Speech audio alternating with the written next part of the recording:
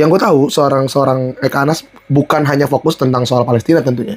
Ada isu-isu sosial kayak laut lah atau kebijakan-kebijakan dari pemerintah gitu. Apa trigger awal dan mulainya kapan lu berani meluapkan ini di sosial media sampai akhirnya lu ya bisa dapat dikatakan mengorbankan apabila seorang Eka Anas menjadi orang yang memiliki suara didengar sama pemerintah. Direct, langsung, dan kemungkinan besar dilaksanakan sama pemerintah. Lo bakal menyuarakan apa, Bang? Kalau gue tayang duluan dia pasti marah nih. Apa? Dia cerita kemarin nanya, katanya lu sempat bikin mau ada rencana bikin satu aplikasi atau website ya. Tapi akhirnya memutuskan lo untuk akhirnya seorang Eka Anas memutuskan untuk tidak menjadi berandal lagi sejak kapan? Atau sampai saat ini masih sebenarnya?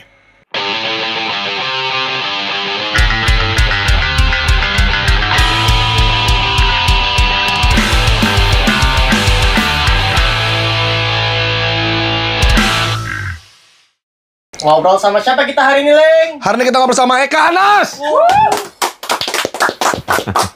Ada pancingannya dulu ya. Iya, jadi kita opening gitu Bang. Dari episode 1 sampai insya Allah episode 1000 kita kayak gitu terus tuh. Jadi tak gitu. By the way, terima kasih banyak Bang Eka untuk waktunya hari ini. Wah, it's like a dream for me, man. Gue diundang ke rumahnya Bang Eka. Gue bilang, Bang itu syuting di mana nih? Kata Bang Eka, di rumah gue aja gitu. Terus ternyata gue masuk sini melihat ini semacam apa, Bang? Man cave kan lo bilang.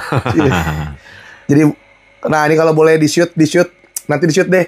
Ada apa ini ya, action figure, sebelah sini musik-musik.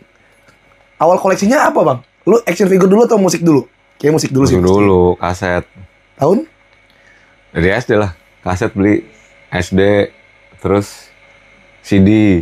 Ada yang dari SD masih ada nih sekarang? Ini kaset-kasetnya dari yang, kalau lihat laci-laci yang, mana ya, sebelah sana ada yang kaset tuh. Kasetnya dari SD.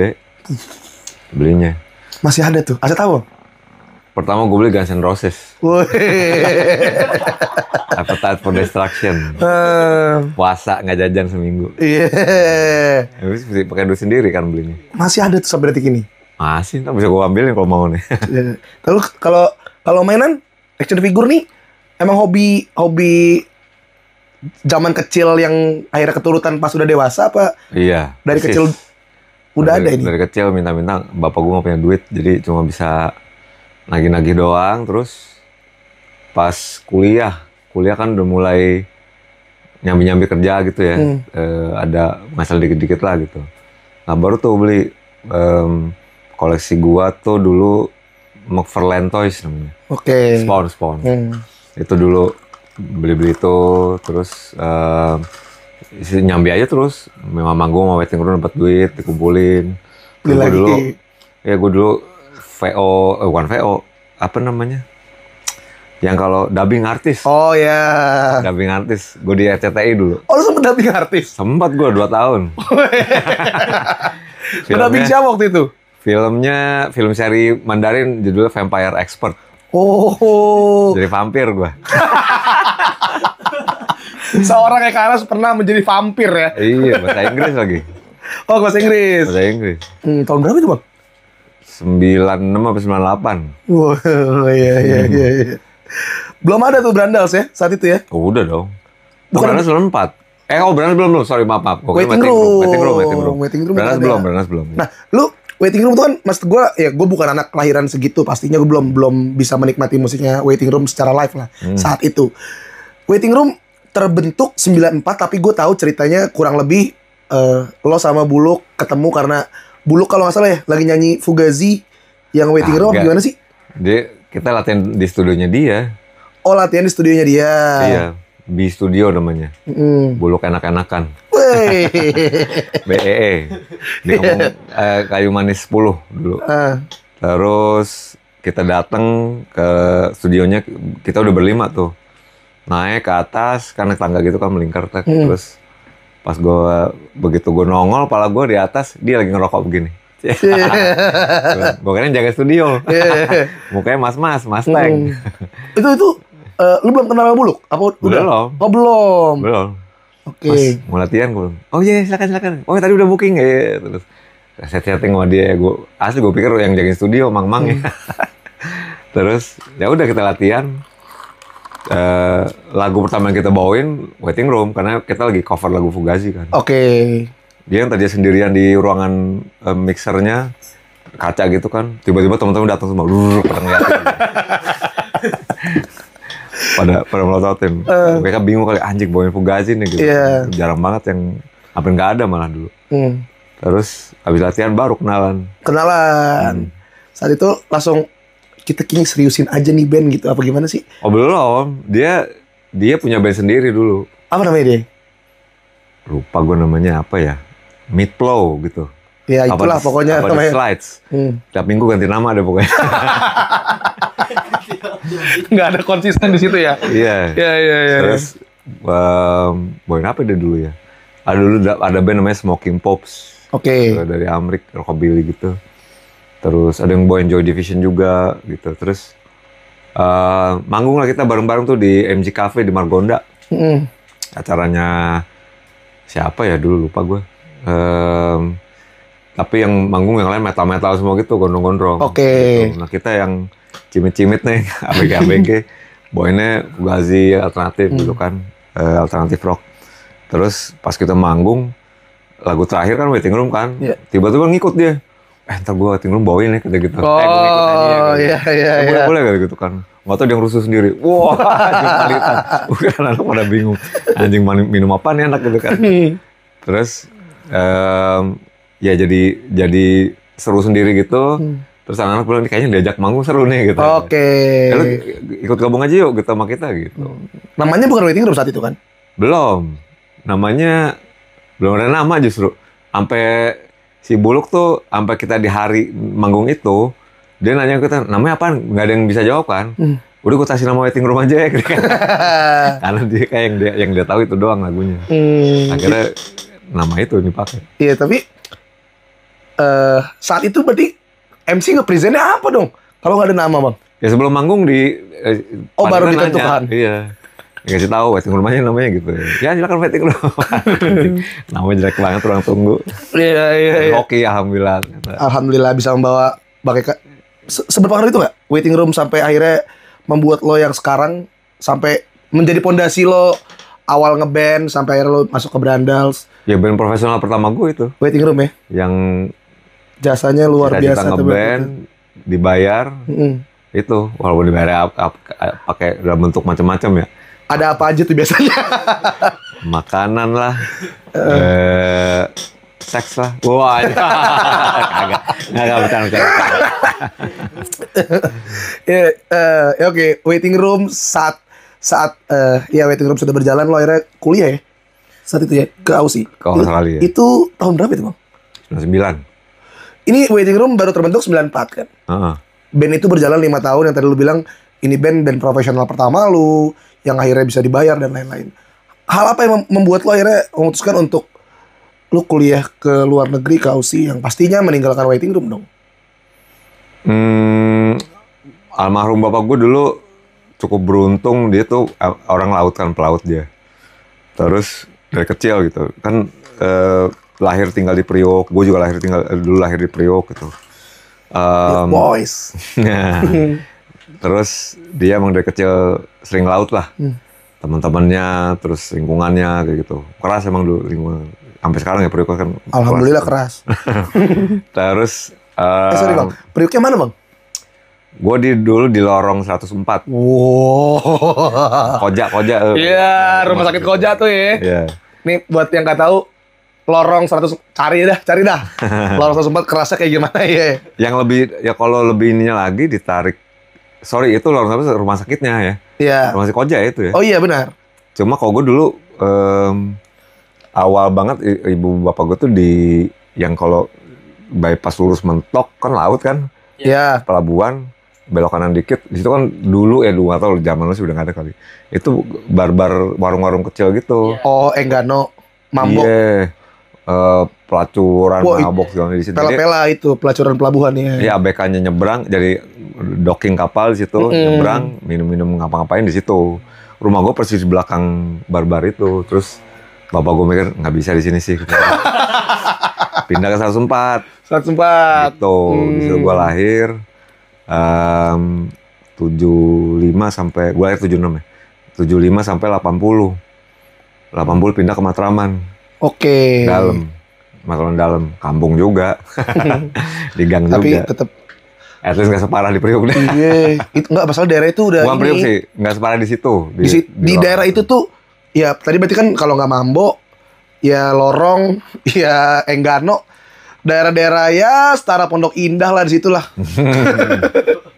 Wah itu keras. Kalau Priuk nggak semuanya kan. Iya, terus kan Cuma itu itu daerah Bronx ya.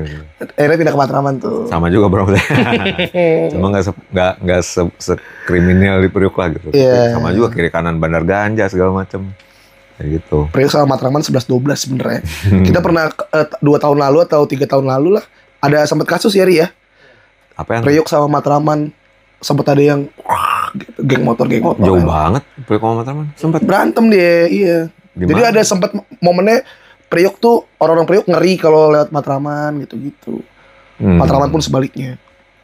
Tapi semoga sudah berdamai sekarang ya. Semuanya gue jadi takut nih. Oke, lo akhirnya tadi kita belum selesain obrolan soal lo akhirnya kuliah ke Aussie. Oh iya, ya bapak gue dulu ngelaut lah sampai akhirnya jadi profesinya nangkap ikan dan di tahun 96 97 persis sebelum Krismon dia berhasil ngejalin kerjasama sama perusahaan ikan di Thailand. Oke. Gitu, which is mereka nge-ekspor hasil tangkapannya ke sana, dibayar pakai dolar. Begitu terjalin baru beberapa bulan, Krismon jeger. Dolar naik, orang-orang pada melarat, gue kaya raya. Benar. Kayak mendadak. Iya. OKB. Cuma alhamdulillah bapak gue cukup punya sense yang bagus, which is dia mikir investment paling pertama apa? Pendidikan. Oke. Makanya nanyain ke gue, lo mau lanjut kuliah nggak? Mau lah, gue bilang. Mau lanjut kuliah ke luar negeri? Mau lah, gue bilang gitu. Ya udah, lanjut deh. Cari sekolah apa? Sekolah manajemen. Waduh, nggak bisa tuh. Gue dulu dimasukin sama dia ke manajemen transport Trisakti. Si nyambung tuh gue anjing. Iya. ITL berarti STMT. STMT, Sekolah Tinggi Manajemen Transport Trisakti, jurusan transport udara. Pelajarin airline lah, airbill, terus kargo gitu-gitu. Tapi lulus ditawarin itu lagi kan. Wah gila kali, gue bilang enggak. Udah penat gue. Iya, bukan penat aja. Ya, harus gue yang mau dong gitu. Iya sih. Bukan gue yang mau sih, maksudnya yang gue bisa pertanggungjawaban lah gitu. Yang emang gue apa yang gue pengen gitu. Kalau nggak ngaku sesuatu yang nggak lo pengen kan berat rasanya. Benar. Kayak gitu. Wah berantem dulu sampai gue ngabur-ngabur dari rumah. Terus ya udah mau apa deh? Sekolah musik. Wah. Tadi mau sekolah engineering. Iya. Nggak ada di sini kan dulu. Zaman kita dulu waiting room tuh cari sound engineer bagus tuh susahnya setengah mati. Kalaupun ada biasanya udah dipegang sama major label lah, gitu ya. studio gede gitu, Musika, Jackson gitu-gitu. Yang ada pun otodidak. Oke. Ya nyoba-nyoba soal-soalan aja gitu. Soalnya saat itu kan belum ada internet juga, belum ada YouTube, belum. Internet udah ada, cuma maksudnya nggak ada media segila gitu. sekarang lah gitu. Jadi otodidak semuanya. Nah, gue pengen belajarin cara benernya gitu. Tapi ngelamar ke salah satu universitas nggak lulus karena nggak bisa bikin not baloknya. Oke. Gitu. Jadi kita disuruh bikin lagunya dimainin pakai instrumen, terus direkam pakai handycam. Nah, itu gue udah lakuin semua tuh. Cuma diajarin sama temen gue. Ini chordnya ya gini. Gue sambil direkam, dia main di depan gue sambil gue perhatiin. Terus udah gitu, udah keterima. Cuma agen universitas ini nelpon bapak gue. Ini minta dikirim transkrip not balok lagunya pak, katanya. Waduh. Bisa nggak lo? Kata bapak gue. Nggak bisa gue. Akhirnya sampai ada penyekalan nggak? Udah lu kayaknya nggak bisa deh gitu dari bokap. Nggak ada. Enggak, ya cuma ya cari dulu lah, usahain dia bilang gitu kan. Gak ada yang bisa siapa nggak ada teman gue yang bisa not balok. Itu kan pelajaran yang dia pelajaran di pelajaran akademis lah gitu kan. Kayak gitu, anak band dulu mana ada yang bisa not balok gitu. Jadi udah angus. Mau apa lagi jadinya? Bapak gue ditantangin kan. Desain, gue bilang gitu. Akhirnya gue ngelamar ke desain, suruh bikin portfolio kan, jadi gambar-gambar. Gue bikinnya tuh gambar tuh. Bikin sendiri, nyemen dulu. Udah dibikin, terus dikirim. Jadi bikin portfolio, difoto dulu kan, di-scan. Difoto, terus scan, terus dibikin duplikasinya lah. Ada kayak 3 university yang gue apply dulu. 3-tiganya keterima. Woi, berarti yang bakatnya digambar. Ternyata, iya, tahu juga, gue juga baru tahu. Wih, kaget gue kan. Anjir, 3-3 keterima lagi. Agennya telepon lagi, gimana Pak, mau ambil yang mana gitu. Gimana lu mau yang mana, kata bapak gue kan. Tapi di tengah jalan itu ada salah satu University of New South Wales namanya, yang ngontek ke agennya lagi. Jadi si agen ceritanya ngomong gini lah, ini anak 3-3 keterima nih, dia bilang gitu. Si UNSW ini ngomong, kalau dia mau masuk ke kita gratisin 1 tahun. Kasih apa namanya, beasiswa aslinya. 2 semester gratis. Tapi dia harus masuk ke seni murni, bukan desain, melukis gitu.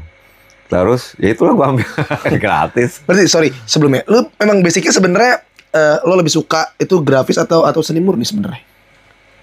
Kalau dari sejarah dan ceritanya ibu gue itu, dari kecil gue sering gambar katanya. Rumah tuh abis dicoret-coret gitu. Terus gue udah umur berapa tahun tuh, udah 3-4 tahun tuh udah bisa bikin komik kayak gitu. Kayak gitu. 3-4 tahun bisa bikin komik? Ya udah bisa dikotakin, terus ini terus dikasih ini kayak gitu-gitu loh. Jadi mungkin itu ya, tapi musik juga selalu ada di background latar belakang keluarga gitu. Bapak gue dulu ya penikmat rock lah, seperti halnya anak-anak muda zamannya gitu kan. Dia ngelaluin transisi juga, tadi demen rock banget, terus di 80-an eranya jazz fusion gitu kan. Kayak gitu, pop progresif gitu kan. Jadi Karimata, Krakatau gitu dia dengerin. Terus ya dari situ gue belajarnya. Terus sama om-om gue yang di Bandung. Gitu. Om-om gue tuh dulu, gue tiap dari SMP sampai SMA, tiap kali liburan sekolah, liburan semester apa catur bulan gitu ya, gue selalu minta dikirim ke Bandung. Karena gue pengen nongkrong sama om-om gue. Tipikalnya kayak gitu, laki banget deh. Naik motoran, trail, naik gunung, berantem mulu kerjaan. Itu laki banget sih. Gitu. Jadi gue pengen musik gitu kan, pada ngeband juga. Jadi gue pengen, gue tiap liburan pasti pengen dikirim ke Bandung gue. Tinggal di sana sebulan. Gitu. Sampai akhirnya referensi musik dari lo Bang, datang dari mana Bang? Bokap atau om-om lo yang tadi lo bilang? Atau mungkin lo searching sendiri dari majalah atau dari apapun itu? Agak ada searching sendiri. Dulu dari bapak lah. Beatles, Rolling Stone tuh udah default template banget tuh. Pagi-pagi gue dengerin udah da kayak gitu tuh. Terus Zeppelin gitu-gitu kan. Terus dia mulai beralih ke jazz fusion kan. Gue juga udah mulai dewasa, SMP gitu. Keribetan nih anjing gue. Nyambung gitu kan. Rumit nih musiknya nih gitu. Nyambung. Terus pas gue kayak Bandung, om-om gue lagi pada demen The Clash, gitu. Lagi pada demen The Police gitu. Wah ini lebih enak nih, lebih simpel. Itu mungkin. Datangnya dari situ kali ya? Fondasinya. Ya. Oh iya. Sampai lo di 2001 baru masuk ke The Brandals mungkin? Itu tahun 2000 ya? Brandals 2001. 2001 ya? Iya. Enggak. 2001 mereka kebentuk, gue pulang 2002.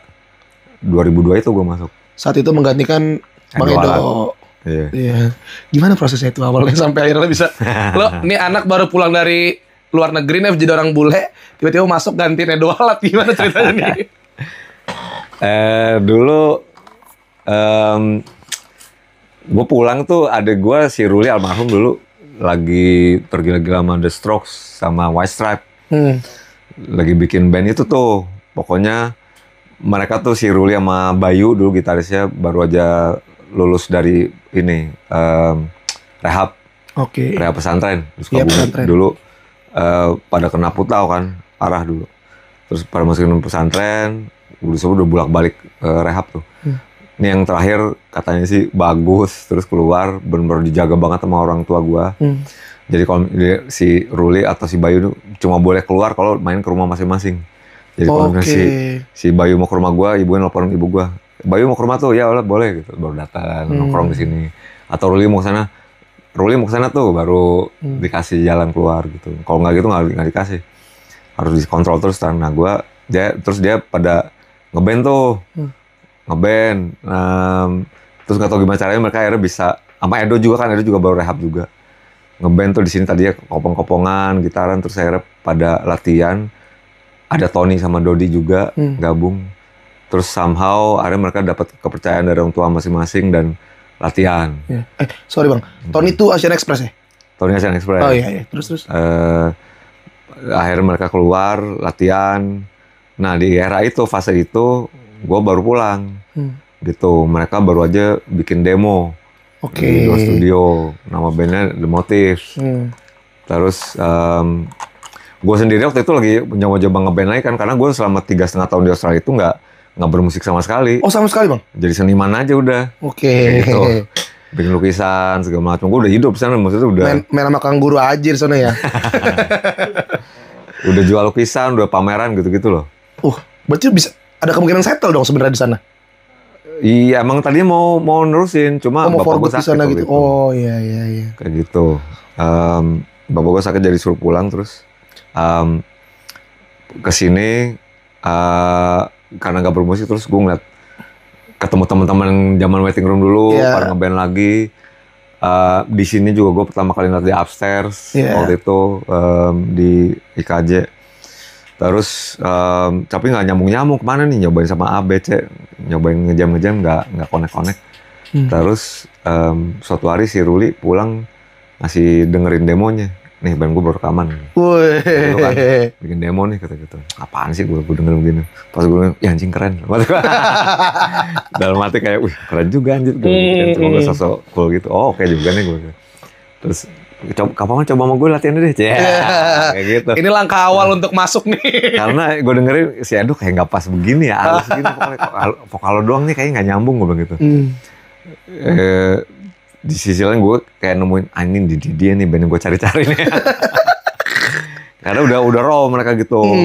Udah raw, udah bagus lah. Walaupun ada stroke sedikit-dikit ya.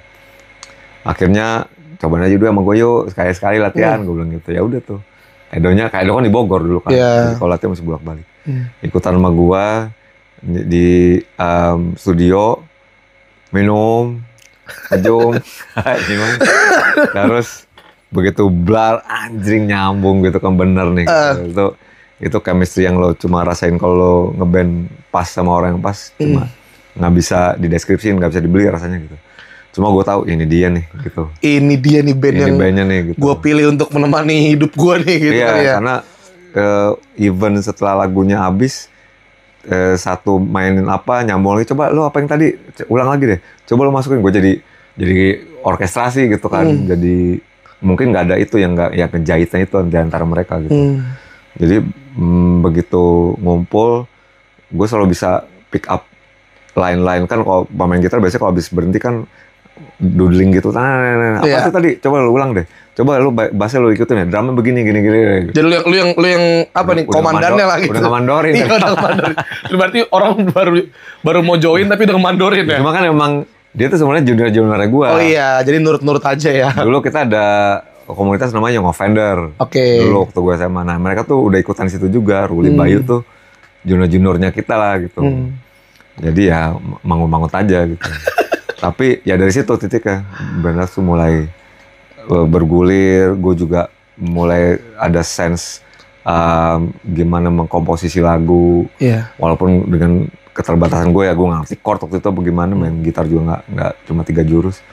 Cuma at least ada sense of ini bisa jadi lagu nih. Gitu.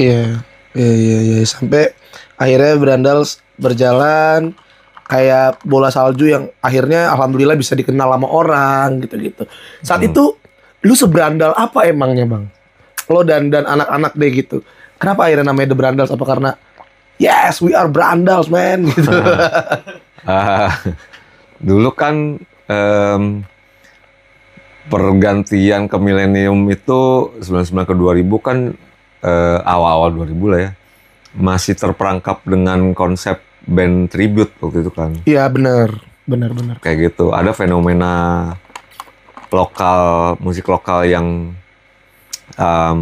bisa diklaim pun which is ska waktu itu. Kan ada booming ska ya. Ska versi lokal ya. Ska Melayu gitu disebutnya kan. Itu pun ngadaptasi, bukan ngadaptasi sih, maksudnya gimana ya. Gimana ya, belum bisa ngangkat ke Indonesiaannya lah. Oke, iya masih ada serapan dari luar lah gitu ya. Ya kalau ngomong komposisi masih 70% lah pengaruh luar negerinya gitu. Oke. Nah ini kita pengen ngebawa musik rock yang Indonesia banget, which is dari tematiknya, dari liriknya, terus walaupun musik juga masih adaptasi juga sih, tapi at least kan bisa dibalance ke Indonesiaannya lewat lirik-liriknya gitu. Makanya kita mulai bikin-bikin tuh, terus kita mulai ngambil referensi. Dulu kan tempat rumah gue nih kayak base camp gitu loh, pada nongkrong di sini. Dulu VCD film Indonesia tahun 70-an kan baru pada direproduksi ulang tuh. Sama pokoknya lo tiba-tiba bisa nemuin VCD Indonesia, film jadul.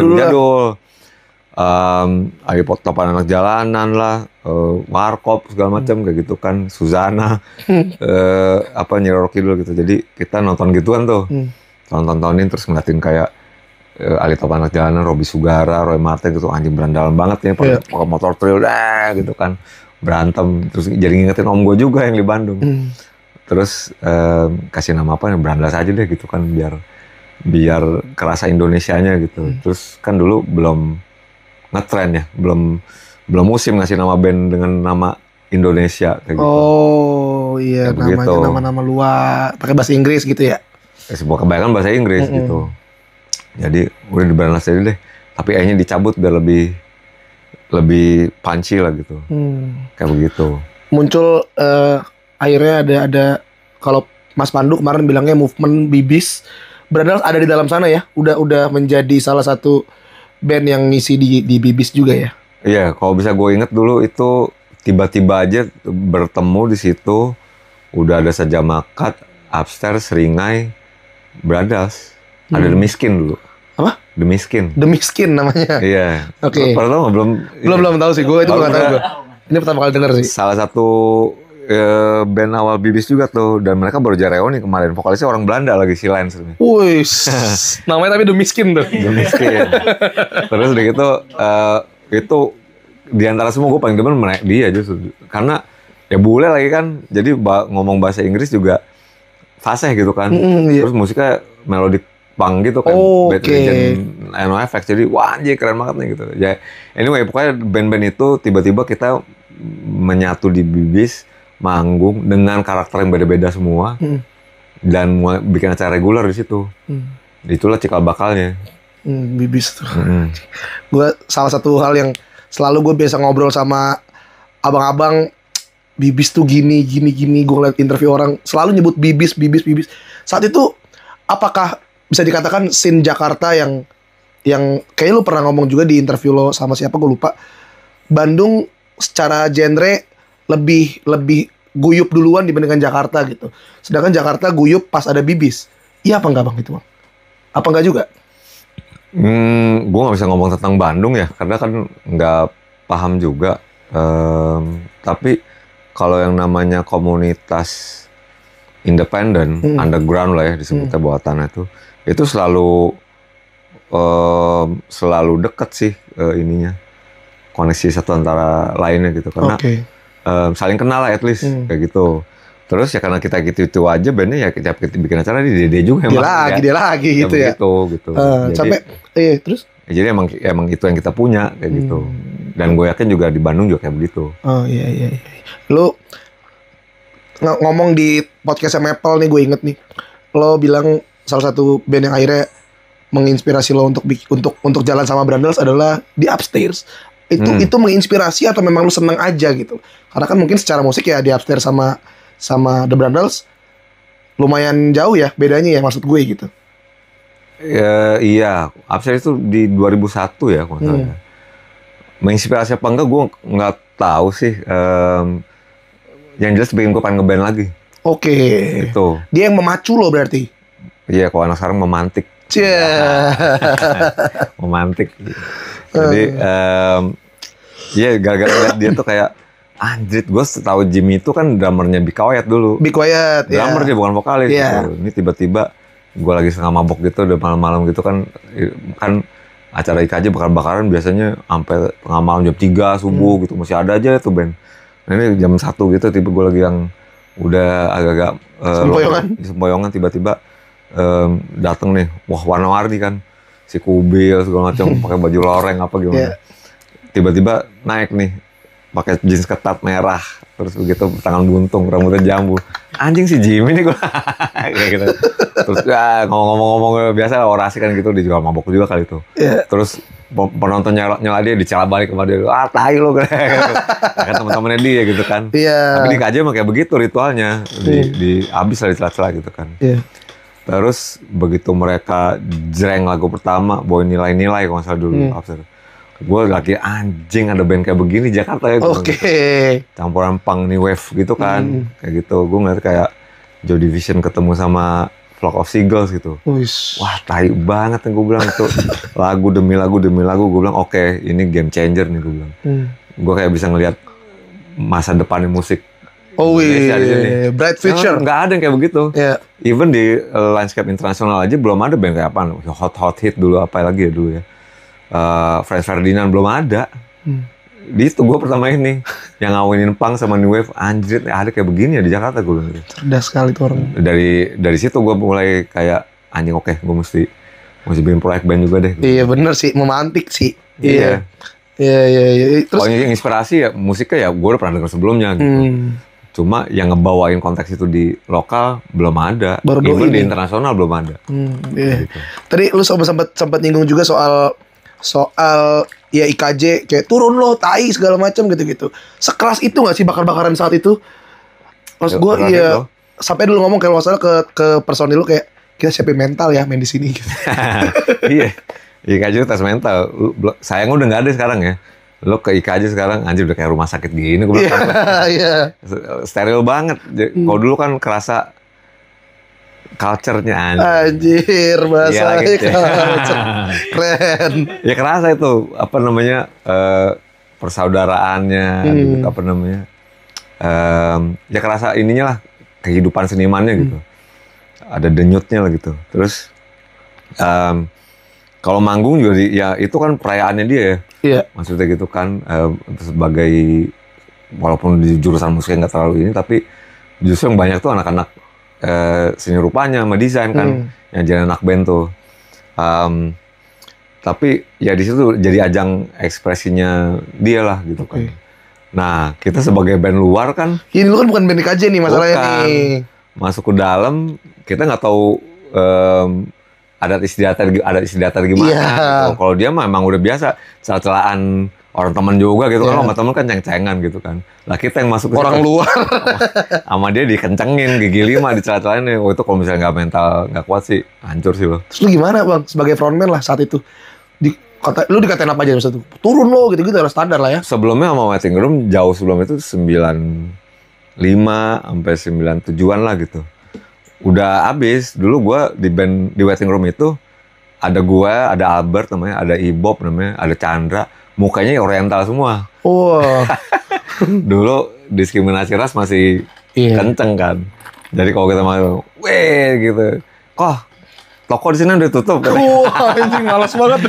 Kayak begitu. Weh, totok nih sepatunya bagus nih. Wah, hancur pokoknya gitu. Cek mau kemana lo cek? Wah, anjing pokoknya gila deh gitu. Jadi aja gila banget. Ya kita udah, kalau gua sih udah kebiasa karena lalu udah kenal juga beberapa gitu kan. Iya. Jadi konteksnya udah siap. Nah ini kan anak baru-baru nih. Bener. Baru pada Brandas tuh band pertama mereka mungkin gitu. Band propernya lah gitu. Siap nggak lo? Gue bilang gitu gini. Ntar habis lo gini. Aduh ntar kayak gimana sih gini. Bahkan denger ceritanya doang kan. Udah gini deh kita beli pelotok dulu udah. Udah cekokin, udah deh gitu kan. Udah asik loh ya, baru jeng manggung. Udah nggak inget lagi dicakatain apaan. Tapi Brandas pertama kali manggung di Bakar-Bakaran, responnya baik apa tentu saja tidak? Kagak lah. Ya emang itu yang diharapkan. Soalnya kayak lu pernah ngomong juga ya soal di sana lu bagus dikatain, jelek apalagi. Iya. Gila banget. Ada gue main kasih dulu cerita tuh. Sepanjang gue main katanya dia ngomong, "Weh, gendut, tai lo, entot lo." Gitu. Gitu. Jelek main lo gitu. Apa ya gue sekalian lagi kontol lo kata. Telat-telatan sepanjang main kata gitu kan. Siapa tuh anak anjing katanya. Ya begitu emang manggungnya gue bilang. Tapi sebenarnya ini orang-orang tuh memang ngatainnya karena jelek mainnya atau memang dia ini budaya kita men gitu. Lebih yang kedua sih. Buat mereka justru kalau menurut gua kalau nggak dicelain gitu lu jelek banget berarti gitu. Oh iya, sampai orang-orang pada malas ngomongin. Sampai malas udah dah. Itu justru kalau nggak dapet reaksi menurut gua band lu udah nggak dianggap gitu. Yeah. Tapi at least kalau dicela jelek at least perbaikin lah gitu. Yeah. Tapi kalau ya apa ya kalau dicela bagus atau jelek kan ketahuan gitu. Yeah. Berarti sering berantem dong? Oh iya, tapi nggak dikaji ya. Apa nih Brandas sih maksudnya apa dikajinya? Di IKJ itu saat itu bakar-bakaran. Oh nggak pernah. Karena nggak kayaknya more feeling aja ya. Kode etiknya udah pada tahu kayak gitu. Nggak sampai orang-orang pada deal. Nggak sampai berantem. Sama budaya kayak gitu. Kalau berandal saya, kalau ini kan berandal nih masalahnya. Baru dibawa ke keterusan karena mereka gugup terus, gue juga gugup gitu kan. Jadi kita bawa ritual itu. Persepsi kita dulu sugestinya supaya nggak malu kita minum dulu. Kayak gitu. Jadi udah jadi kebablasan. Jadi ketemu orang pikiran bakalan kayak Dika aja manggungnya gitu kan. Kita caca balik nggak apa-apa. Ditampol. Balas nggak? Ya nggak ini maksudnya ada kru gue yang kena waktu itu bukan kitanya gitu kan. Cuma wah kok kayak begini ya kayak gitu. Jadi rusuh gitu. Tapi akhirnya memutuskan lo untuk akhirnya seorang Eka Anas memutuskan untuk tidak menjadi berandal lagi sejak kapan? Atau sampai saat ini masih sebenarnya? Ini berandal dalam arti apa ya? Dalam arti berandal, bukan the berandal saya. Kalau gue sebagai bandnya, kita itu memang di set dari awal sebagai kaca misi kita tuh. Kaca dari refleksi publik. Oke. Gitu. Jadi waktu itu kita ngelihat kayak musik rock di era itu maksudnya waktu kita baru masuk tuh steril banget. Kayak gitu nggak ada musik rock yang bisa mewakili generasi kita gitu. Maksud gue sebelumnya obviously ada slang gitu kan. Yang apa adanya, merakyat, mabok, drugs segala macam gitu, dan mereka jujur aja gitu ya, gue begini mau ngapain gitu. Nah setelah gue ke Australia dan pulang lagi, hilang tuh begitu suaranya. Udah pada kena etep juga, putal, tenggelam dalam narkoba, dan gak ada yang menggantikan kayak gitu.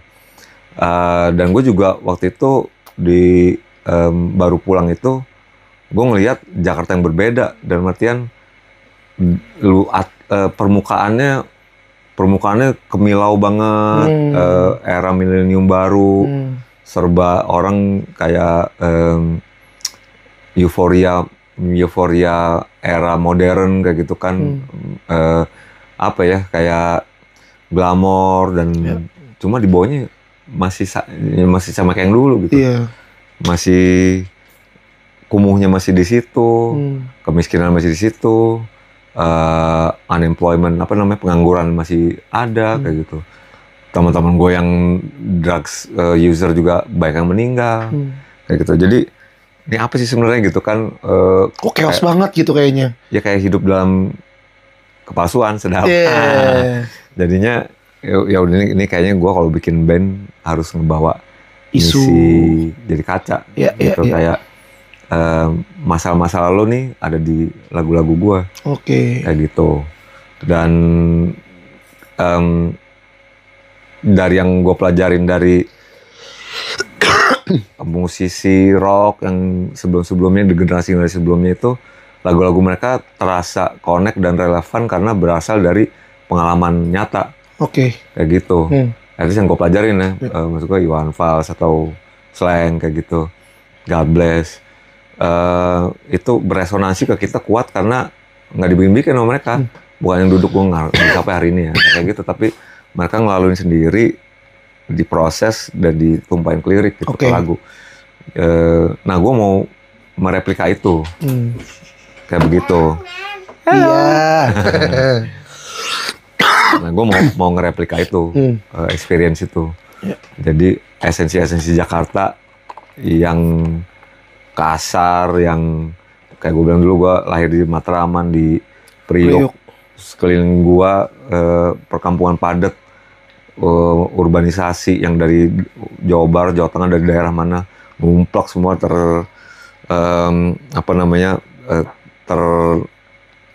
terfokus di satu area padat kayak gitu, dengan segala bahasanya, tato-tato segala macam, dan kekerasannya, kriminalitasnya. Ya itu yang gue tangkap esensinya. Lahir di Lagu Brandas untuk jadi kaca mereka, nih hidup lo nih kayak gitu. Banyak penonton yang terlalu tolol gitu. Jadi gue bawa karakter Jakarta itu yang kasar, yang nggak basa-basi, yang agresif, ngirain anjing lo nyela gue lo gini. Oh iya, blokan sih kalau itu sih. Ya ini lo sebenarnya, gue lo lagi ngeliat di luar diri kayak gitu. Iya. Nah itu yang kita bawa sampai sekarang kayak gitu. Even setelah gue hampir tahun depan gue 50 umurnya, kita mulai 25 tahun yang lalu, itu it still remain the mission. Misi kita masih tetap kayak begitu. Jadi kaca. Sekarang tentu saja level berandal gue kayak lo bilang tadi itu udah nggak di situ lagi, tapi udah naik.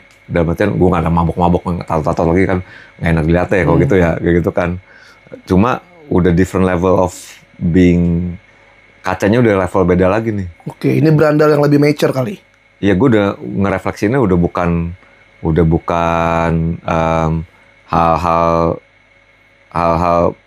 fondasional kayak pengangguran apa gimana, tapi udah kayak kejahatan negara, pejabat publik, aparat kepolisian, kayak gitu.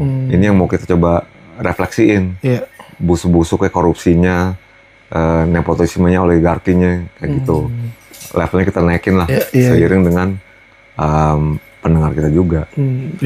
Sampai akhirnya apakah hal-hal yang seperti ini yang membuat lo sangat amat vokal, Bang Eka? Yang dimana gue terima kasih banyak untuk itu, untuk orang-orang yang vokal. Umur panjang buat kalian semua, keren banget. Dan sampai lo mengorbankan salah satu, menurut gue ini hal yang lumayan penting di era sekarang, Instagram. Sampai Instagram akhirnya ke suspend atau ke ban. Hilang, udah gone aja udah dia. Sekarang makanya nama Instagram ekanas.id. Kayak toko online shop tau Bang sebenarnya. Iya. Udah bingung gak bisa emang ngasih apaan. Iya, itu lo akhirnya Instagram hilang itu karena kevokalannya seorang Ekanas. Ya itu udah jelas, kalau itu di take down gara-gara gue sering berantem sama orang di Instagram. Komen. Karena komen lah, di caption adu argumen debat gitu, gara-gara Palestina kan waktu itu. Kayak gitu. Jadi ya udah, gue pasti sering di-report sama orangnya, akun rese nih gitu. Ditambah lo juga saat itu punya followers yang lumayan. Baru 25.000 gue waktu itu. Itu lumayan Bang. Lumayan. Untuk orang yang berantem sama orang di komen sih lumayan 25.000 sebenarnya. Iya sih. Iya, akhirnya hilang tuh ya. Hilang dan lo nggak ada berusaha untuk mengembalikan itu. Ya berusaha di apa istilahnya itu menurut mereka, naik banding lah gitu istilahnya. Cuma udah nggak bisa. Akhirnya udah. Gue udah ke salah satu NGO namanya SafeNet, minta bantuan mereka ngirimin ke pusatnya segala macam, nggak bisa nih katanya, nih akun udah terlalu banyak laporan like-nya. Iya. Itu mungkin cara membungkam versi modern kali ya. Iya, tapi gue juga nyari gara-gara sih. Gue paham gue banyak pakai kalimat nggak senonoh gitu-gitulah. Iya, tapi kan itu bentuk lo dalam membela gitu kan. Maksud gue lo melihat ini kan, yang gue tahu seorang Ekanas bukan hanya fokus tentang soal Palestina tentunya. Ada isu-isu sosial kayak laut lah atau kebijakan-kebijakan dari pemerintah gitu. apa trigger awal dan mulainya kapan lu berani meluapkan ini di sosial media sampai akhirnya lo ya bisa dapat dikatakan mengorbankan sosial media Instagram lo? Aktivisme maksudnya ya? Iya.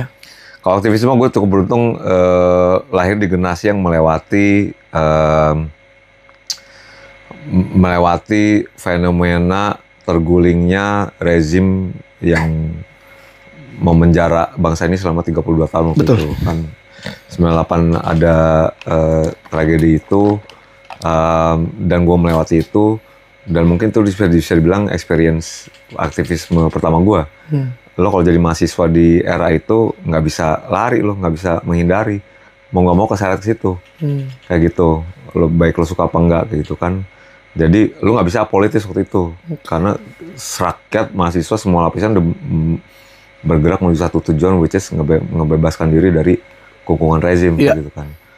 Terjadinya penembakan di Trisakti itu menurut gue udah katalis saya sebenarnya, karena udah gila banget itu ya. Iya,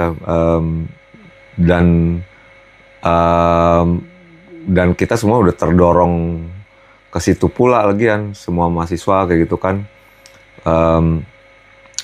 Jadi itu bisa jadi pengalaman pertama gue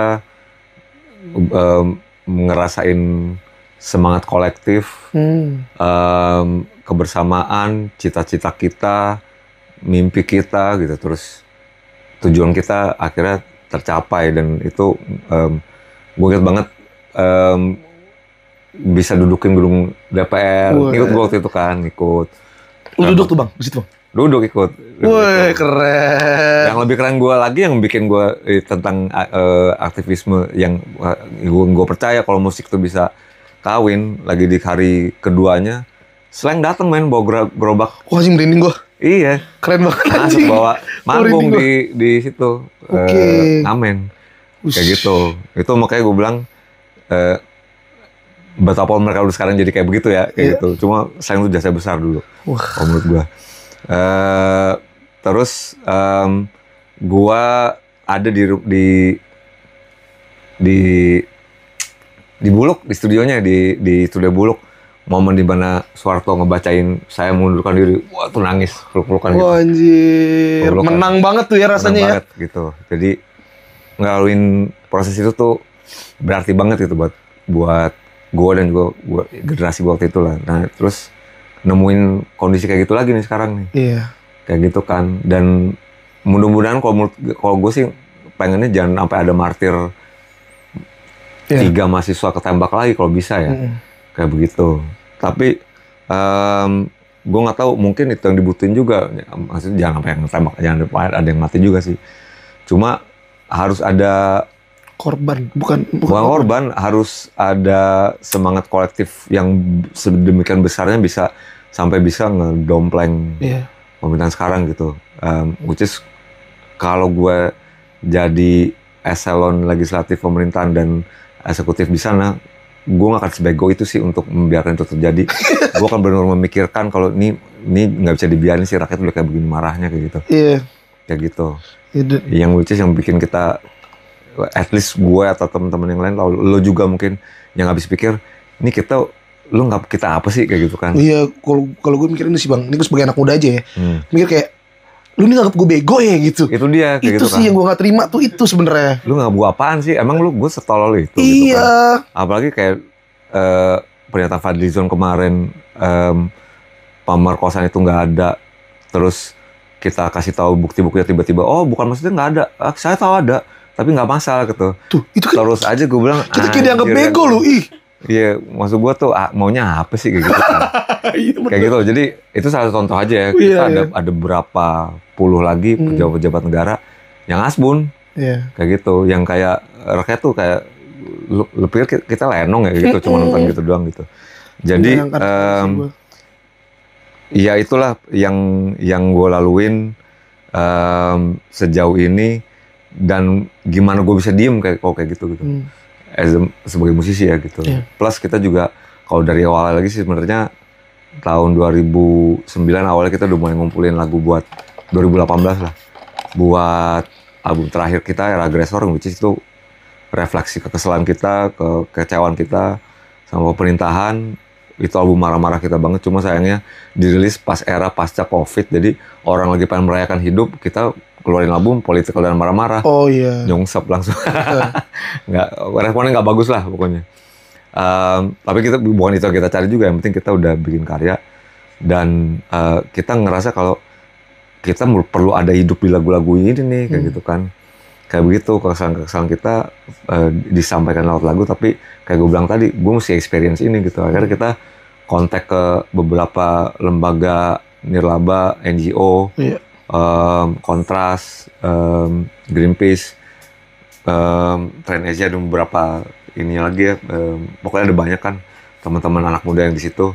Terus kita tanya mereka program apa aja yang bisa gue bantu ini di sini gitu. Jadi dari situlah pintu kedua gue ke aktivisme mulai kebuka lagi. Gitu. Iya itu kalau gue nggak tahu ya bang ya. Ini gue nanya sama lo nih.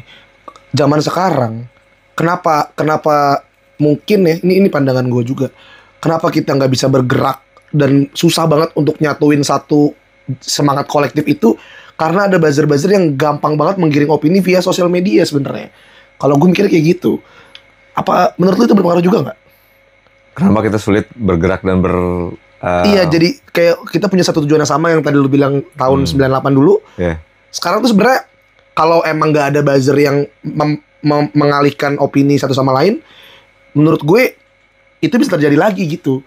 Tapi karena buzzering terutama di TikTok ya, itu gila banget bang. Iya bisa jadi. Itu salah satu komponen kecil aja menurut gue gitu ya. Sekarang udah terdistorsi banget. Jadi ada dikotomi kayak begitu yang di rekayasa by the way, kayak gitu kan. Ya pasti ada dua suara yang seolah-olah dibentroknya jadi oposisi gitu kan. Bukan oposisi, jadi kayak emang sengaja ngadu domba gitu kan. Ada kubu si A, B, segala macam kayak gitu. Tapi itu satu komponen kecil aja kalau menurut gue. Yang PR lebih terbesar lagi tuh sebenarnya menurut gue demografi anak-anak umuran lu sebenarnya, anak mudanya. Karena penggerak waktu di 98 itu majoritinya ya lo. Iya, mahasiswa. Yang dibilang Gen Z dan udah bukan milenium lagi, Gen Z-nya malah. Iya, Gen Z. Kayak gitu. Range antara 20-30. Iya. Waktu itu di era itu ya. Which is di umur lo mungkin sekarang. Mereka yang resah banget. Yang waktu itu resah banget. Pemicunya kan waktu itu adalah Krismon. Iya. Krisis moneter, semua orang ditekan, semua orang kena imbas krisis ekonominya. Mau ngapa-ngapain susah, mau party susah, mau mabok susah, kayak begitu. Itu pada mabok ya di sana. Ada dulu. Jadi dan udah kena ke level grassroots dalam artian kelas pekerja dan middle class juga, kayak gitu. Udah mulai teriak-teriak dari komponen keluarganya, anak-anaknya, semuanya jadi semua anggota masyarakatnya udah kena nih, makanya bersatu. Kalau sekarang menurut gua nggak ngerasain, nggak semua tuh ngerasain tuh, kayak gitu. Especially anak mudanya terlampau kepecah-pecah kayak lu bilang tadi. Tapi bukan cuma gara-gara buzzer, tapi mungkin kebutuhan-kebutuhan lainnya kayak yang nggak tahu ada kuliah, main segala macam. Cuma kenapa belum segitu kencang karena menurut gua belum ada kepentingannya. Teman-teman demografi itu ya, terutama demografi anak mudanya belum ada ngerasa gua kayaknya belum kena imbas, nggak segitu susahnya di hidup gua kayak gitu. Middle class-nya terutama ya kayak gitu. Jadi belum bisa menyatukan tujuannya nih, baru bisa berkoalisi karena belum merasa ada kepentingannya. Iya. Kayak gitu. Terus kalau gue ini again and again ya sebagai orang-orang yang nggak begitulah, nggak segitunya politik, gue memantau aja via Twitter, via sosial media gitu. Ada yang kemarin bang soal makan bergizi gratis dan disandingkan dengan efisiensi pegawai gitu. Banyak orang yang komen yang ini bikin gue sedih, yang menyentuh hati gue banget adalah yang kayak terima kasih Pak Presiden, gara-gara Bapak saya bisa makan siang di sekolah, tapi nggak bisa makan di rumah karena ayah saya dipecat. Yang gitu-gitu tuh, itu tuh lumayan nusuk hati gue banget gitu loh bang. Jadi gue kayak anjing, berarti tetap ada impactnya apa. Terus banyak yang bilang katanya memang sengaja masyarakat yang dalam tanda kutip ya miskin ya itu dipelihara gitu, bukan dikasih kailnya tapi dikasih makanan aja gitu, nggak dikasih pancingan untuk nyari makannya. Menurut lu gimana bang? Ya itu kan udah man-made ya, maksudnya itu disebutnya ketimpangan struktural by the way. Itu bisa dari strukturalnya bisa dari komponen ekonomi, politik, kesejahteraan kayak gitu. Terus dari apapun itu nanti jadi emang didesain seperti itu, dan ini udah berlangsung lama sistematik dan dalam jangka panjang kayak gitu. Jadi udah sulit, udah dirubahnya udah sulit gitu. Apalagi rezim yang ada ini sekarang ada pemain-pemain lama juga yang balik lagi kayak gitu. Orangnya dia lagi. Iya, jadi udah hafal permainannya kayak gitu. Bahkan sekarang yang bikin lebih buruknya adalah kayak itu tadi, perhatian fokus masyarakat tuh udah kepecah-pecah kayak gitu. Dan sengaja dibikin susah, dibikin nggak merata dan tertekan kemiskinan. Jadi kalau udah miskin, lu nggak bisa mikir apa-apaan lagi kayak gitu. Kecuali pengen makan aja, urusan gue gimana mau demo, gimana mau aksi kalau makan aja gue belum bisa gitu kan. Terus gue demo lapar lagi. Gitu. Dan akhirnya bisa disetir. Kayak demo buruh kemarin kayak gitu kan, kepecah fraksinya. Itu akhirnya gimana tuh bang? Ya disinyalir kan katanya yang ikut ke kubu di Monas dibayar 1 orang. Per orangnya kayak gitu. Jadi ngeselin banget anjing. Iya. Jadi emang didesain kayak gitu. Begitu sistematik dibikinnya. Ini kita tuh udah, menurut gua udah bukan demokrasi lagi sih. Kita tuh udah menuju ke kapitalis fasis kalau menurut gua. Indonesia tuh. Ya udah profit first. Kayak gitu.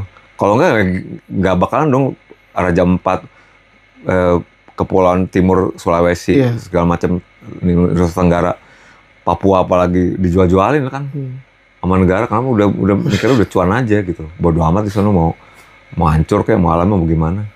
Anjing gila banget sih tuh. Dan tekanan mesti bayar utang juga masalahnya dari presiden-presiden yang dulu turunannya. Gitu. Berat nggak lo kayak begini? Banget. Yang nonton gue gak tau nih perasaan gimana yang nonton ini. Maaf ya kalau ada yang pro pemerintah nih. Ya akhirnya ya kita sekarang gimana ya bang ya, berdamai juga. Hati tuh menolak banget gue ya, kalau gue ya untuk berdamai sama yang kayak gini tuh males banget, kita nggak mau lah. Tapi ada juga kan yang sebenarnya mau, yang tadi lu bilang mereka dikasih sesuatu yang akhirnya mau disetir kemana-mana yang gitu-gitu. Sampai ada satu hal yang gue highlight juga adalah 2022 atau 2023 The Brandals main lo pakai baju Arema. Oh, oke. Di Synchronize Festival ya. Itu 2022 atau 2023 deh. 22 kan Juruhan. Iya 22 ya. Itu banyak lah yang menyorakan akhirnya Gogon dari depan Turas, Acin dan lain-lain. Saat itu soal si Kanjuruhan nih. Kanjuruhan ini kan yang disinyalir. Kadang-kadang masalahnya sebenarnya belum selesai. Sampai detik ini banyak orang yang beranggapan kayak gitu. Sampai kemarin peringatan soal 1000 hari ya. 1000 harinya Kanjuruhan. Lu melihat Kanjuruhan akankah menemukan titik terang bang, menurut lu bang? Apa gimana? Pesimis sih gue. Singkat ya. Pesimis gue. Orang stadionnya kan direnovasi. Iya. Jadi barang buktinya aja udah dibongkar. Anjing ngeselin banget. Gitu. Iya, ya lu bayangin keluarganya yang anak-anaknya, suaminya cuma pamit sama keluarga yang mau nonton bola ya, pulang-pulang tinggal nama doang. Anjing ngeselin. Mana dipikirin sama aparatnya. Iya sih, ditembak aja udah gila banget. Ya ini deh bang, ini mungkin beberapa pertanyaan terakhir gue. Anjing gue hampir gak bisa berkata-kata nih gara-gara ngebahas kayak gini nih. Iya, apabila seorang Eka Anas menjadi orang yang memiliki suara didengar sama pemerintah, direct, langsung, dan kemungkinan besar dilaksanakan sama pemerintah, lo bakal menyorakan apa bang?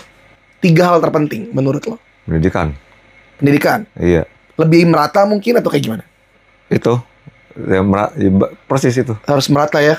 Ya Lu sekarang bayangin deh, ada penggerbekan ke rumah salah satu mantan menteri yang duitnya triliunan ditaruh di lantai.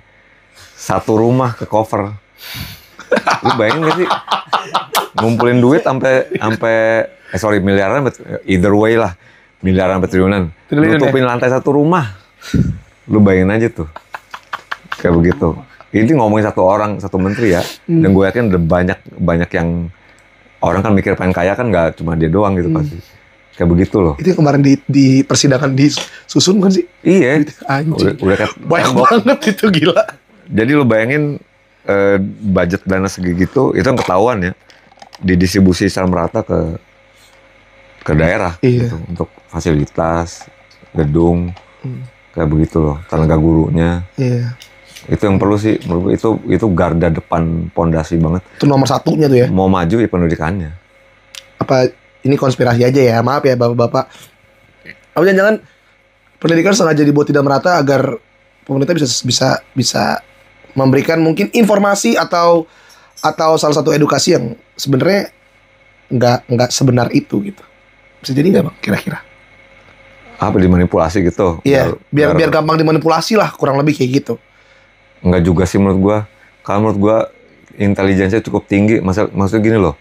Sampai ada march ratusan siswa SMP SMA di Papua yang nuntut pendidikan. Gua lebih milih sekolah gua dibagusin, fasilitas gue ditambahin daripada dapat MBG. Marching mereka. Merinding lagi aja gue. Kayak begitu loh. Maksud gua enggak sih. Mereka nggak bego. Kayak gitu. Dan kalau makanya gue bilang yang ada di kepala pemerintah ini apa ya kayak gitu. Udah sebegitu gamblangnya gitu. Iya. Lu masih berkilah, kecot kiri kanan gini. Sampai ngamuk di sono ada pemberontakan gimana coba? Kayak begitu loh. Jadi maksudku bukan nggak ke situ sih. Bukan usaha pembodohannya iya jalan. Cuma kita kan bukan orang bego juga. Iya. Usaha pembodohannya jalan tetap. Iya. Wakil presiden naik juga kita kan tahu lah sebenarnya kalau gue mikir ini udah sangat amat ngeselin banget ini gitu. Gibah lo jadinya ntar. Gue dibilang iya sih jangan astagfirullahaladzim ya Allah, astagfirullahaladzim, maaf ya. Gue suka makan bergizi gratis. Enggak lah. Ya. Oke, pendidikan nomor 1. Ini harus ada 3 poin nih bang. Nomor 2 apa? Kesehatan. Itu udah textbook banget. Udah textbook banget. Sistem kesehatannya BPJS dibenerin. Gitu. Udah berapa kasus pasien datang ke rumah sakit dibikin nunggu, dibikin sampai hari meninggal. Iya itu ada banyak sih. Kayak begitu. Mau contoh? Iya. Mertua gue baru wafat 2 minggu yang lalu. Kayak begitu. Ada paru-paru basah, ada diabetes, tinggal di Cianjur, bolak-balik ke rumah sakit setempat, terus ya gitu aja nggak ada solusinya. Kayak gitu, nggak cuma dikasih obat aja. Udah gitu trip perjalanan dari rumahnya ke rumah sakit pusatnya itu kan naik angkot segala macam, lama ya kayak gitu kan. Kayak gitu di sana suruh nunggu lagi. Soal itu dari mana bang? Cianjur. Jadi itu yang contoh paling konkretnya deh. Itu udah paling konkret karena akhirnya Bang Eka merasakan sendiri kayak gitu ya. Iya. Jadi nah ini bisa dibilang masih di kisaran Pulau Jawa ya. Yang dalam artian iya dan Cianjur loh itu. Cianjur tuh kota yang lumayan sering tersebut lah. Maksud gua bukan daerah seperti mungkin pedalaman enggak, Cianjur itu bukan. Mantan gitu. Mana gitu. Cuma lu bayangin di situ bisa berapa kali jauh lebih buruk pelayanannya. Anjing sedih sekali kalau denger. Ngeselin banget sih kalian. Kayak begitu. Jadi ya kayak gitu-gitu loh yang maksud gua mungkin yang gue harapin demografi anak muda Gen Z terutama kota-kota besar yang mungkin absen dengan berita-berita dan fakta-fakta ini tuh kalau bisa lo telusurin kayak gitu. Buat memantik tadi buat bikin marah tuh penting menurut gue. Marah tuh penting sekarang. Marah-marah lo yang banyak-banyak. Sampai Instagram hilang deh kalau bisa. Oke, Kak. Itu beberapa hal yang akhirnya membuat orang tuh sebenarnya udah tahu ini kan, Bang.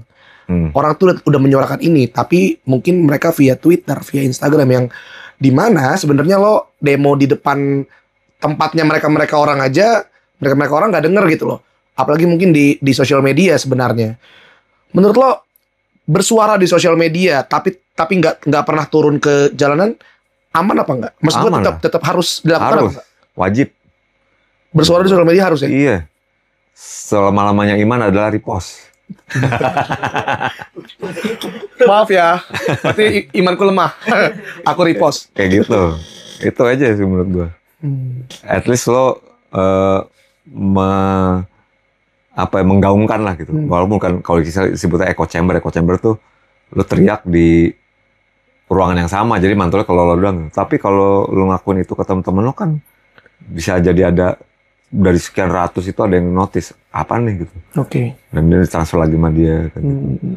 Dan itu bisa manjangin suaranya, kasusnya, faktanya gitu, datanya, jadi orang-orang jadi bisa tahu kayak gitu kan. Kayak begitu, wajib kalau menurut gua.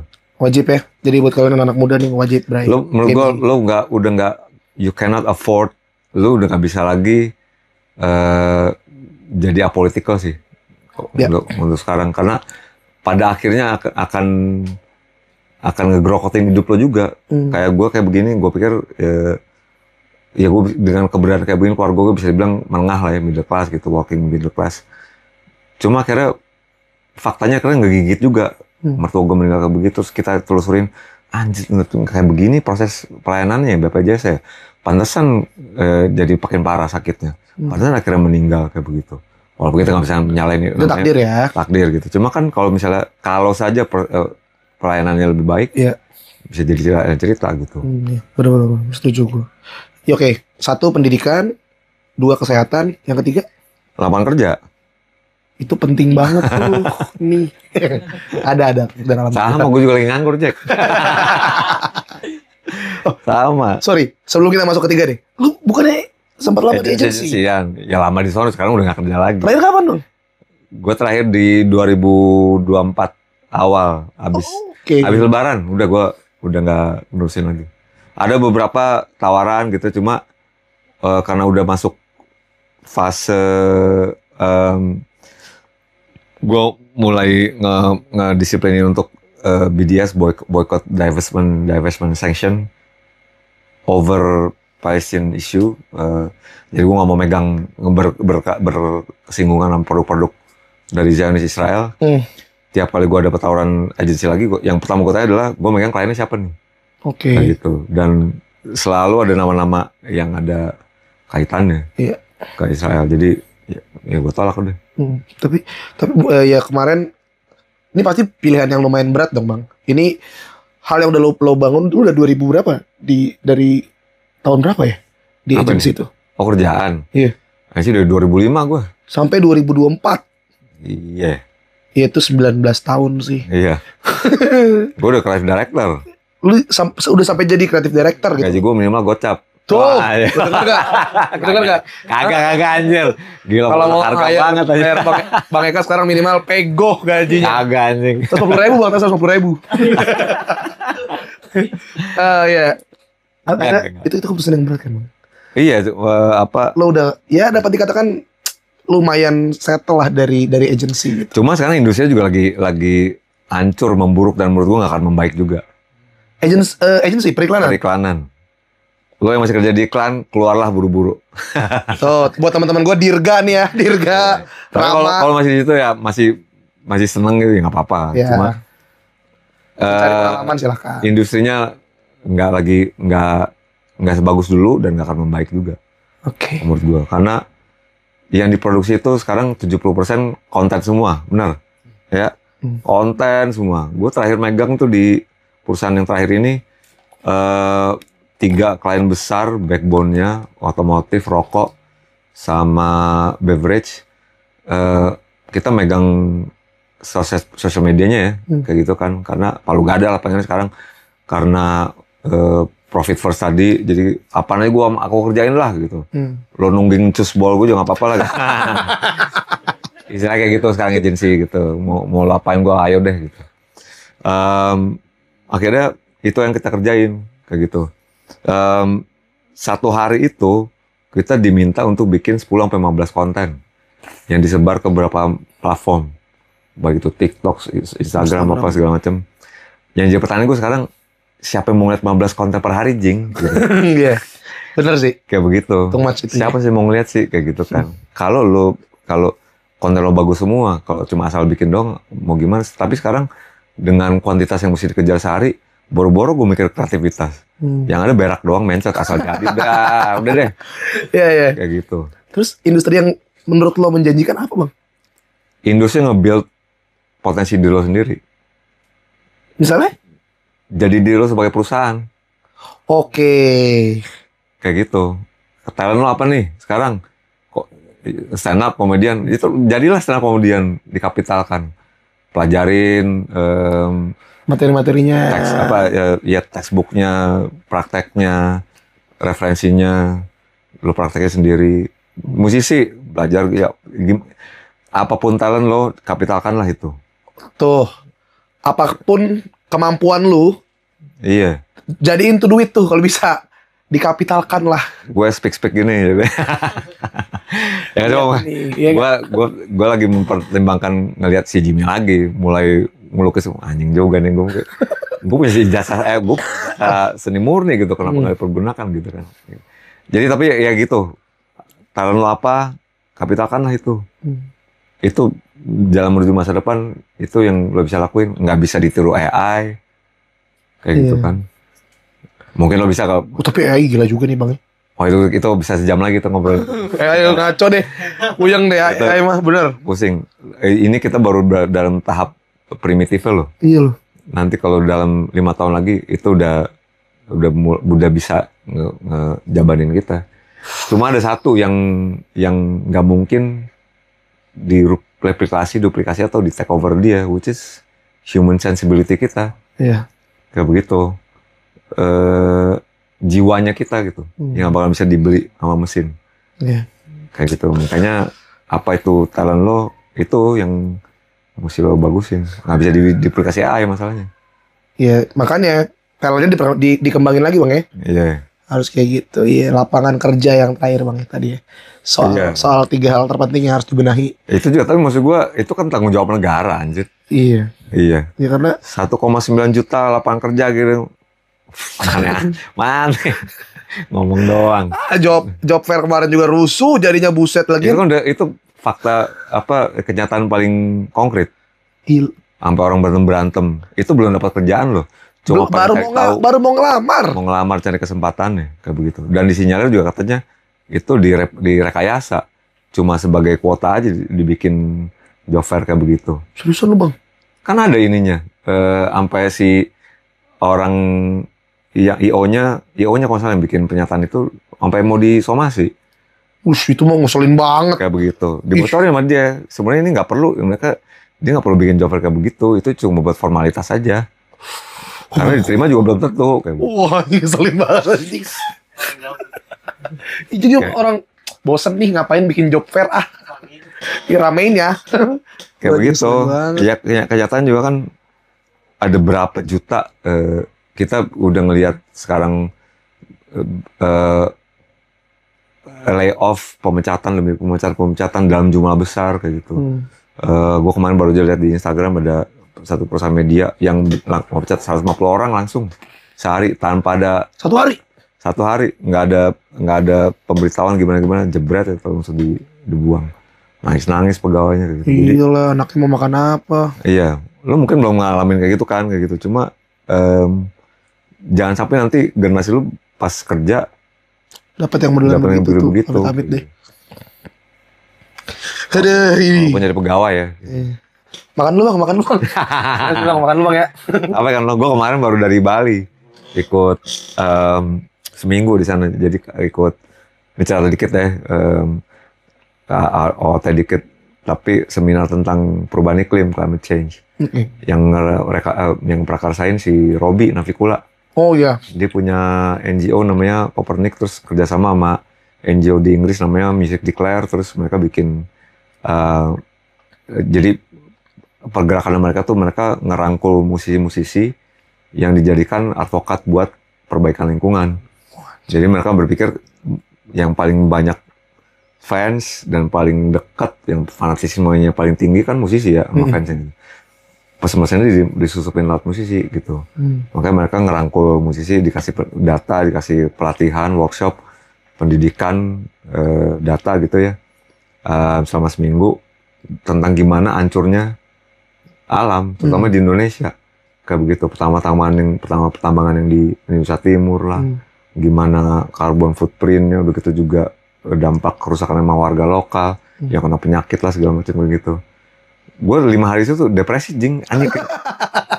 Gue nyari boti apa yang bisa meringankan. Reclone apa nih gue? Ini puyeng ya? Pusing jadi anjing begitu. Dan gue akhirnya mencapai ke penemuan kalau nggak bisa diselamatin lagi sih, Nyet. Nggak, alam kita tuh nggak bisa diselamatkan. Udah susah nih ya? Yang udah bisa, susah nih. Yang bisa tuh diperlambat mungkin. Rusaknya. Iya. Kayak gitu. Sedih ya? Lu masih sedih nih kayak gini? Sekarang gini loh, maksud gue itu kan modalnya lu pada atau anak-anak. Bener. Lu nanti cucu gua atau anak gua ini nih yang lagi baru sekarang. Kayak gitu. Yang sebenarnya bisa dihasilkan buat pariwisata misalnya gitu kan, jam makan. Dipakai cara cepet, cut short, potong jalan, udah kerok aja udahlah gitu. Gimana ntar mau ntar di depannya gimana? Ntar aja deh gimana. Anjing selin banget. Otaknya di mana coba kayak?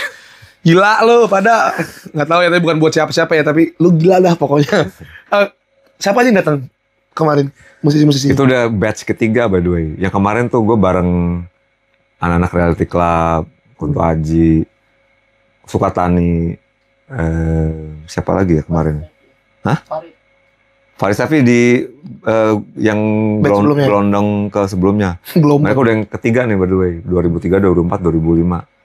2005 kita diundang. Sebelumnya tuh udah ada Efek Rumah Kaca lah, Festivalis, Bara Suara.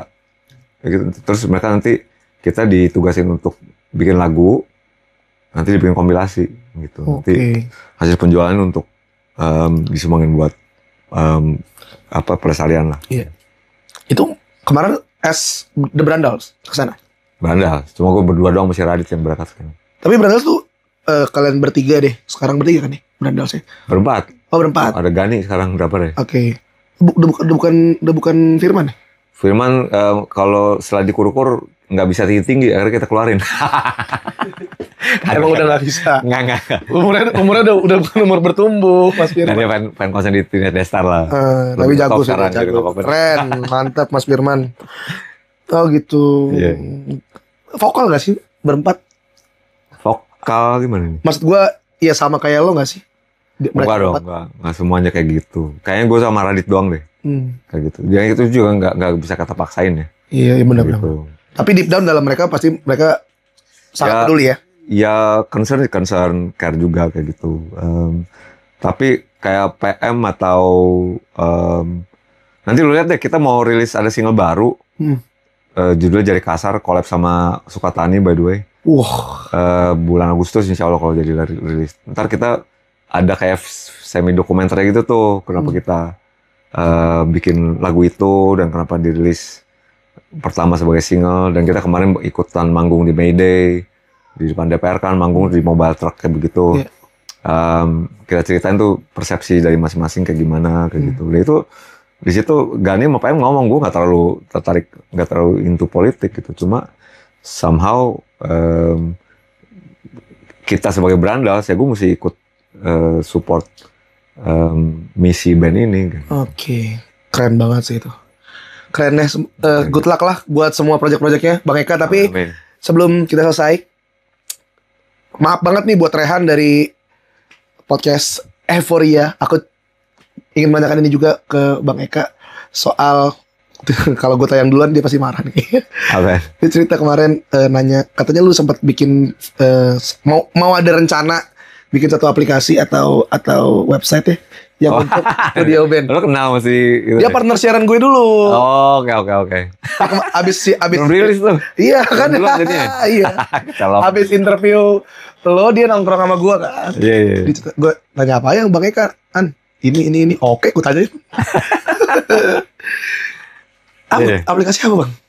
Aplikasi, waduh sebenarnya kalau diceritain agak ini nih. Ini kan masalahnya jual ide dan intellectual property ya. Oke. Cuma basically aplikasi untuk booking studio kayak gitu. Kayak lo kan ada agoda.com atau Traveloka bisa booking sistem lah intinya. Iya, booking sistem. Booking hotel apa jadwal transport gitu. Nah ini buat studio. Latihan apa rekaman. Kayak gitu. Kan ya kita anak band kebanyakan musisi gitu. Mau latihan, mau rekaman kan masih zaman metode jadul. Telepon, Mas ada tanggal segini sama jam segini masih ada nggak atau mau bisa gitu kan. Gua nggak ada Mas, ya cari lagi ke tempat lain kayak gitu. Ya kalau misalnya ditaruh di aplikasi kan lebih gampang. Iya benar. Kayak begitu. Jadi ya build itu sih. Tapi nanti ada pengembangannya nanti. Gue lagi merencanakan itu jadi music super app sih jadinya. Iya. Cuma khusus untuk di industri musik gitu. Jadi segala macam ekosistemnya. Gigs update gitu? Ada nanti bookingnya gig listing disebutnya gitu. Jadi misal lo datang ke mana-mana nih, ke Banjarmasin, Kalimantan. Malam ini di Banjarmasin ada acara band apa ya? Ini enak sih tuh. Ketahuan dari yang sebenarnya di luar negeri udah ada namanya gue lupa sih namanya. Songkick. Iya. Itu waktu itu lagi kebetulan ada rezeki jalan-jalan ke Europe 2018. Terus ketemu saudara gue di Belanda mau lihat gig malam ini di mana ya katanya. Songkick aja katanya. Terus gue download, kelihatan tuh dari yang kelas banget ya? Stadium sampai yang klub-klub ece-ece gitu ada semua dan lo bisa booking tiket di situ. Wah anjing itu mantep sih. Nah ya bisa direplikakan di sini kan kayak gitu. Tapi itu jadi bagian kecil dari aplikasi yang mau gue bikin ini nanti nggak cuma itu aja. Ini gue pokoknya cita-citanya nanti lo bisa bikin organized tour dari Sabang sampai Merauke cuma lewat dari HP aja. Aplikasi itu. Iya. Ngontak ininya, venue-nya, ngontak vendor alatnya, terus transportnya bisa ngatur dari situ. Dibikin semacam LinkedIn untuk orang yang mungkin mau ngeband. Juga ada. Oh ada juga? Ada. One stop solution ya guys. Iya. One stop solution. Music super app gue nyebut. Iya music super, itu benar-benar super sih. Kayak gitu. Salam super lah itulah. Kalau jadi ya, kalau ada modalnya. Kalau ini tiba-tiba dibikin sama orang gimana dong? Ya, tayangin jangan nih. Walau alam lah, maksud gue rezeki udah ngatur masing-masing. Tayangin jangan nih. Apa ya? Tayangin jangan. Gak apa-apa udah. Aman ya? Iya. Oke, Bang Eka terima kasih banyak ya Bang Eka ya. Untuk waktunya dan untuk kesempatannya. Buat kalian semua, don't forget to like, dadah!